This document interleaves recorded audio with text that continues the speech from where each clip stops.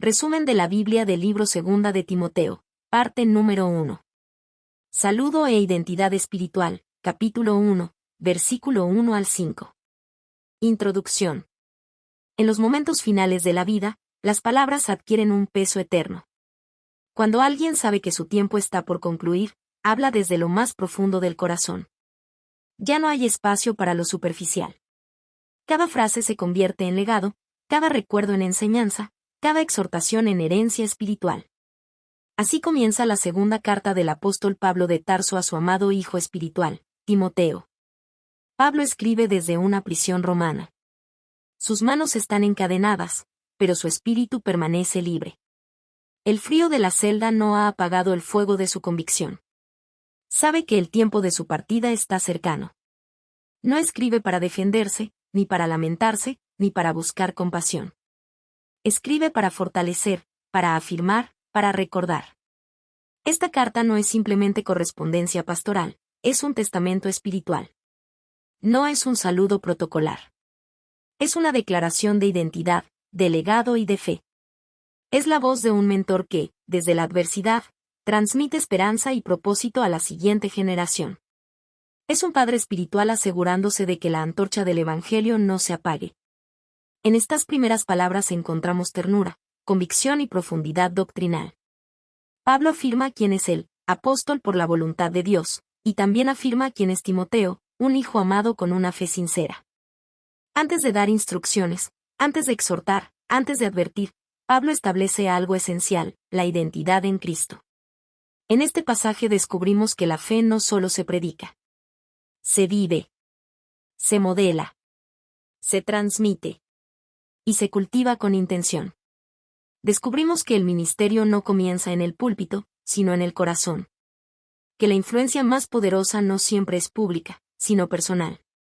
Y que la herencia más valiosa no es material, sino espiritual.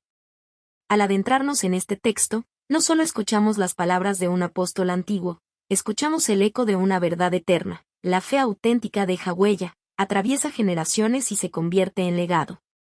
Preparémonos para contemplar un saludo que trasciende el tiempo y nos invita a examinar nuestra propia identidad espiritual.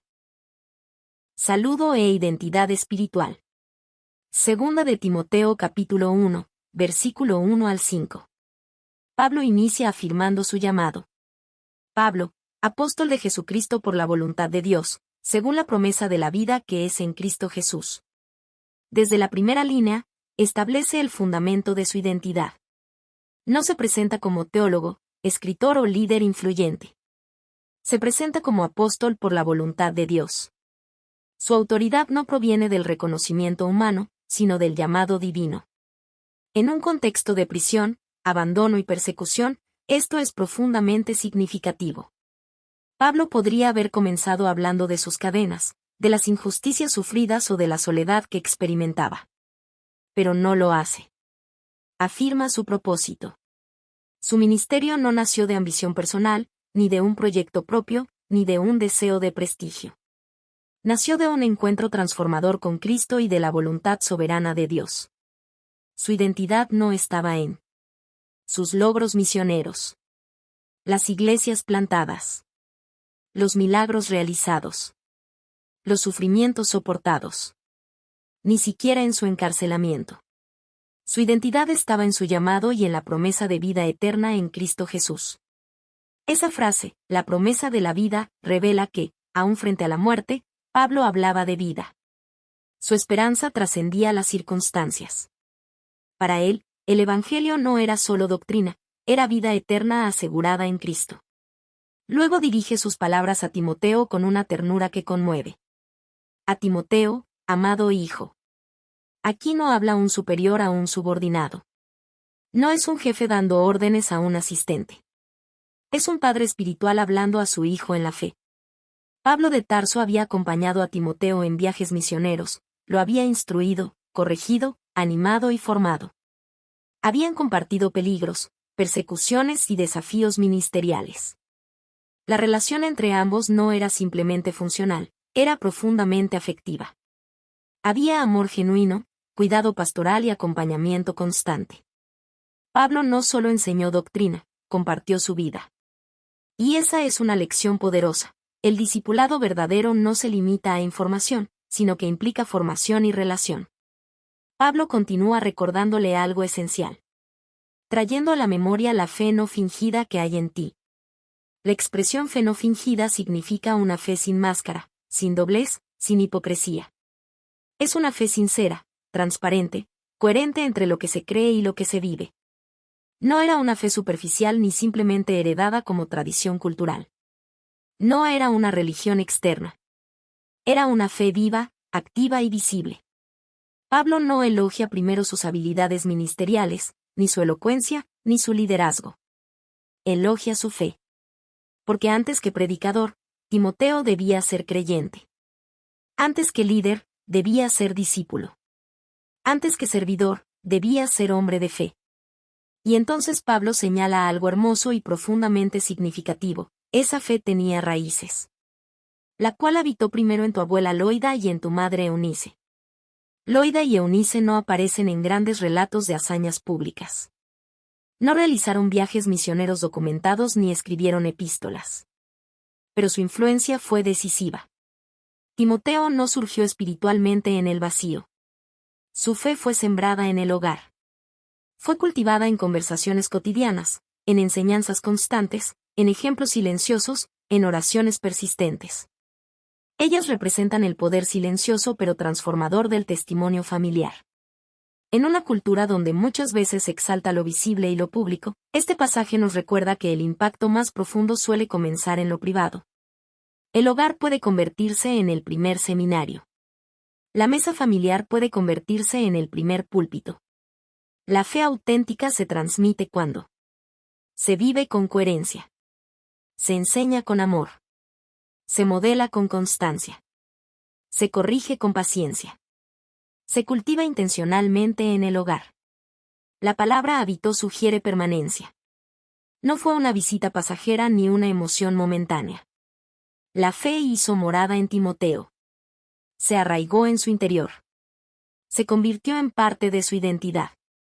Y esa fe, sembrada por su abuela y su madre, fue fortalecida y afirmada por la mentoría apostólica de Pablo. Aquí vemos una hermosa combinación: influencia familiar y discipulado espiritual trabajando juntos. Enseñanza clave. La fe verdadera no es automática ni superficial. No se hereda como un apellido, se cultiva como un jardín. Se transmite, sí. Pero también se afirma con decisiones personales. Cada generación debe abrazarla por sí misma. Dios obra en generaciones. La fidelidad silenciosa de una persona puede convertirse en la fortaleza espiritual de otra. Lo que hoy sembramos en el corazón de alguien puede dar fruto décadas después. El legado espiritual comienza en casa y se extiende al mundo. Una abuela fiel. Una madre perseverante. Un mentor comprometido. Un joven dispuesto. Y el resultado, un líder que impacta a la iglesia. Cada creyente está llamado no solo a creer, sino a influir. No solo a recibir, sino a sembrar. No solo a escuchar, sino a modelar. Porque la fe auténtica no termina en quien la recibe.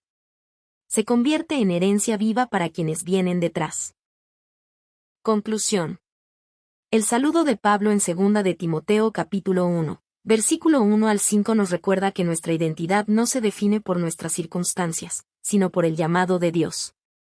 Nos enseña que la fe auténtica no es un sentimiento pasajero, sino una convicción profunda que deja huella generacional.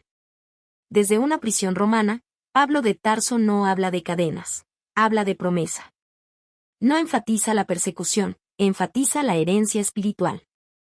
No centra su mensaje en el dolor presente, sino en la vida eterna asegurada en Cristo.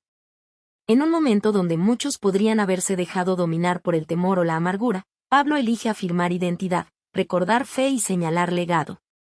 Eso revela dónde estaba realmente su corazón: en la continuidad del Evangelio, en la fidelidad de la próxima generación, en la permanencia de la verdad. Al mencionar a Timoteo, y recordar la fe que habitó primero en Loida y Eunice, Pablo nos muestra que la obra de Dios no avanza solo por grandes predicadores, sino también por creyentes fieles que, en lo cotidiano, siembran verdad en el corazón de otros. Hoy, Este mensaje nos invita a detenernos y reflexionar con honestidad. ¿Qué tipo de fe estamos cultivando? ¿Es una fe que solo profesamos con palabras, o una fe que se evidencia en nuestras decisiones diarias? ¿Es una fe firme cuando todo va bien, pero frágil cuando llegan las pruebas? ¿Estamos transmitiendo a otros lo que hemos recibido, o estamos guardándolo solo para nosotros? Cada uno de nosotros está escribiendo una historia espiritual que influirá en alguien más. Tal vez en un hijo. Tal vez en un discípulo. Tal vez en un amigo. Tal vez en alguien que observa en silencio cómo vivimos. Porque la fe verdadera no termina en nosotros. Se convierte en legado. Un legado no siempre se construye con grandes actos públicos, sino con fidelidad constante en lo privado. Con oraciones perseverantes. Con palabras llenas de gracia. Con ejemplo coherente. Con perseverancia cuando nadie más está mirando. Y cuando esa fe habita verdaderamente en el corazón, cuando no es fingida, cuando es sincera, cuando es profunda, puede atravesar generaciones. Sostener en tiempos difíciles y transformar el mundo de manera silenciosa pero poderosa. Que nuestra fe no sea solo una experiencia personal, sino una herencia viva. Que no sea solo una emoción momentánea, sino una convicción duradera. Y que, como Pablo, podamos mirar atrás algún día y saber que sembramos en otros una fe que permanecerá. Porque cuando la fe es auténtica, nunca muere con una generación. Continúa ardiendo en la siguiente.